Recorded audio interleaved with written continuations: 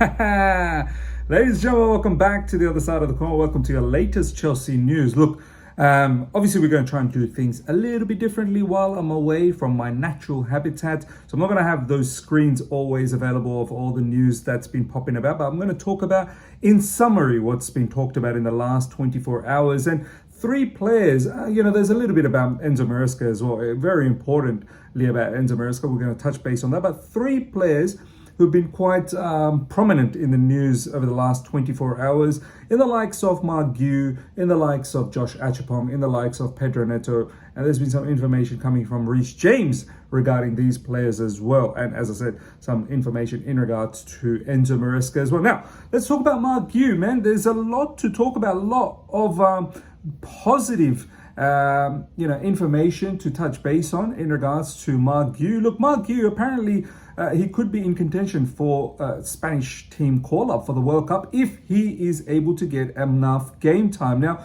recently, apparently, he's had a conversation with Enzo Maresca, asking him that, what's happening with my game time? Am I actually going to get some game time? And if I'm not getting game time, like, can I improve on certain things? I really like this attitude from Marc Guiu, but because ultimately Marc Guiu is probably looking at this whole situation and thinking, there's definitely a spot out there that I can,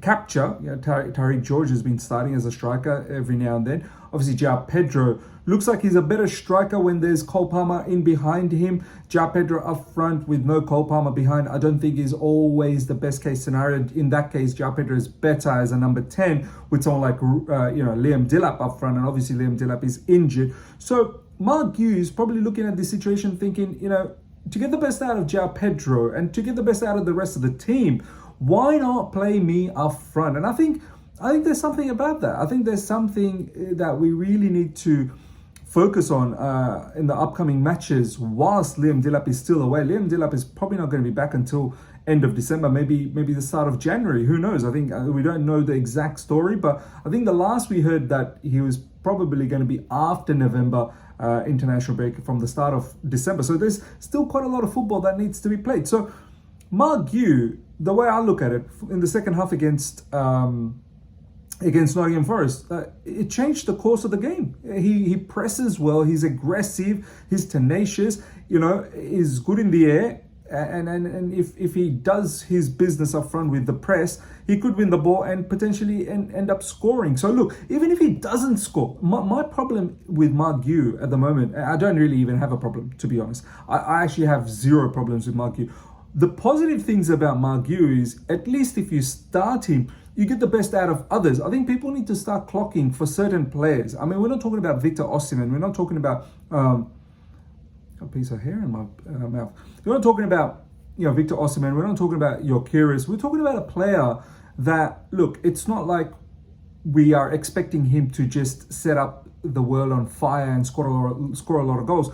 We're talking about a player that can potentially help others. I think we need to understand this concept a lot more within the Chelsea fan base, that there are certain players that could get the best out of others, and that is just as important. So right now, Marc Guiu, if he starts, then we can potentially get João Pedro to play as a number 10. We can have Esteban Willian out in the wide areas. We can have Pedro Neto on the left side, or whatever the case is. We can play him on the right. But I think Esteban Willian should be playing on the right more frequently. I think the reason why Esteban Willian, I reckon he probably didn't play against Nottingham Forest, is because of the international duties. So look, I want to see a lot more of Marc Guiu. I think there's a very interesting player there. I think there's a player that really wants to work hard. There's a player that's is got the ambition to do really well for Chelsea Football Club, and use that energy for the best. And I think in the upcoming match against Ajax, I'd be shocked if Marc Guiu doesn't play, because there's no João Pedro for this upcoming match, because he picked up a red card. We love picking up red cards, so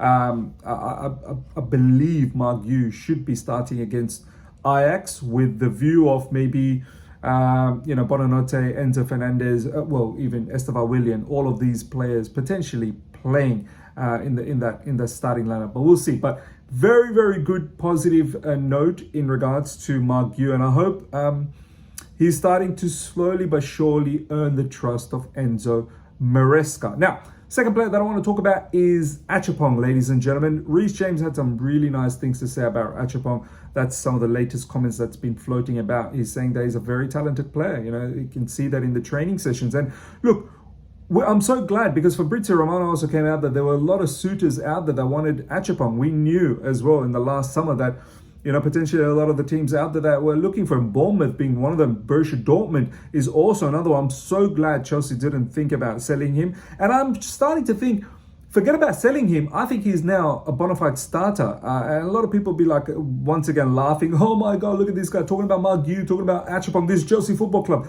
Yeah, have a look at Liverpool. With the amount of money that they spent and the quality, well, I don't want to even do this. They are quality players, but it's not all about just spending the money, man. It's about getting the right balance of the team. Someone like Acheampong, he seems like he's so part of the squad, man. He's so, you know, in tune with the entire play, understands exactly what Enzo Maresca wants. I love a lot of things about Acheampong, and yes, his ball playing can be better because he tends to give the ball away at times in dangerous areas, but he's a fantastic ball carrier. He's a very good defender. He's a rock solid defender. He's good in the air. He scored a header against Nottingham Forest. He's fast. In terms of his recovery pace, like, there's a lot to like about him, and he's naturally a right back, but he's so young, you could potentially mold him into a centre back, and he's turning out to be a very good centre back indeed. So John Terry had some really good things to say about Josh Acheampong. I want Josh Acheampong to play as much as he can now. He's a young player. Start him in the Champions League as well against Ajax, and then the match after that is Sunderland. Give him a prolonged period of time to actually start and cement a position. Now, back-to-back, really good performance against Liverpool, really good performance against Nottingham Forest, rewarded with a goal, and hopefully he continues this way. Because right now, if you look at the set of defenders that we have, Wesley Fofana, Chalobah, I think Chalobah will most likely keep starting because Badiashile is unavailable. You've got Tosin, you've got Fofana. Acheampong is right up there. In terms of starting right now, he's probably one of the best ones. So he should be locking up one of the positions, which should be the RCB position, and then Chalobah on the LCB. I know it's not ideal for Chalobah to play in that, but he's experienced enough to carry that out. It's not the best case scenario, but he's experienced enough. I'm sure we can at times rotate between Chalobah, Tosin, and Fofana, and so on and so forth. But I think Acheampong really needs to nail down that RCB position, and I hope Enzo Maresca gives him a prolonged period to continue this way, because it'll only mean we don't need to go out there in the market and keep searching for the next CB. You best believe if Acheampong was a Brighton player, if it was a Bournemouth player, he'd be going for, you know, unbelievable amount of money right now in the transfer market. So we've got a very good player. Let's try and hone in on his skill set. Now, third but not least, because we don't want to talk about a little bit about Enzo Maresca as well, Pedro Neto. Pedro Neto came out and he was talking about how, you know, he feels like he's a leader in the team, and I agree with that. He's another one of these players that have been playing in the Premier League for a very, very long time. He's got, you know, ample amount of experience in the Premier League, and I've always trusted him. I'm not one of those fans that's been getting upset about his lack of goals or his lack of assists. A lot of the assists he really should have got if someone was able to convert them in the far post with his inverted crosses. As I said, goals, he knows he's got the ability to score more goals. And yes, he scored a free kick. Want to see him score more open play goals. It's going to come. He's not a stupid player. He's a very good player. He's got a very good technique in terms of shooting. He just needs to get himself into shooting areas inside the box and put those chances away. But I like a lot of other things about Pedro Neto. Work rate is immense. Leadership is absolutely one of the key points. He is a starter for Portugal as well, a big player for Portugal. He's starting to be a leadership type of a player for Chelsea Football Club. We can't be thinking about, you know, overly criticizing these type of players. They bring a lot of good to the Chelsea team right now, especially for Enzo Maresca. There's a reason why he continuously keeps starting, because he's reliable. And thank God there was a time where there was a lot of,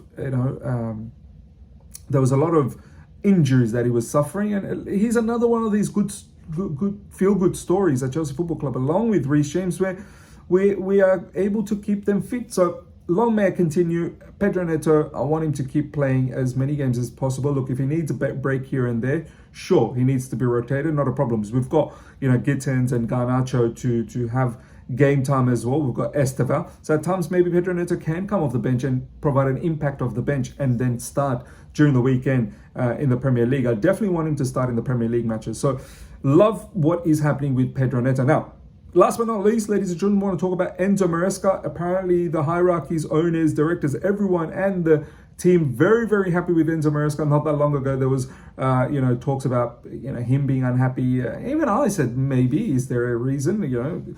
Juventus are looking at him, this, that, the other. And there could still be a situation come end of this season. There could be rumors that he might want to move on to Italy, to Juventus. We'll see. But right now, yeah, people are happy with him. The hierarchies are happy with him. The directors are happy with him, and rightly so. This is why I've never ever said Enzo Maresca out. Not once, all throughout this time, or even last season. Because ultimately, he's doing the best he can. At times, he should be doing a lot more. I think in recent times, when we lost against Man United, when we lost against... who else did we lose against recently? Lost against Man United, Brighton. We lost against Bayern Munich. That phase, I think he could have done a lot better, and he's admitted that. But overall, look, I think now he's starting to really utilize the team to its fullest that he can, and he needs to. With injuries, with players getting red carded and being suspended, he needs to utilize the whole set of players available to him, and a lot of these players are hungry to do well. So look. Yeah, Enzo Maresca right now, very good start after the international break, very good finish before the international break, beating Benfica and Liverpool, and a good start now against after the international break, beating Nottingham Forest. I hope it continues. There's some winnable games right now, and Enzo Maresca, stay focused, stay firm, and utilize the squad at the fullest and pick up these victories along the way, and it'll go a long way to impressing the owners and directors, who seem to be very, very happy right now anyway. So ladies and gentlemen, let me know your thoughts about everything we spoke about, especially in regards to Marc Guiu and Acheampong. What do you guys think about these two players? Should they be getting more game time in the upcoming matches? Let me know your thoughts. Smash up the like button if you're here for the first time. Subscribe, hit the bell notification to stay in touch with all my content. Until next time, take care. See ya. Bye.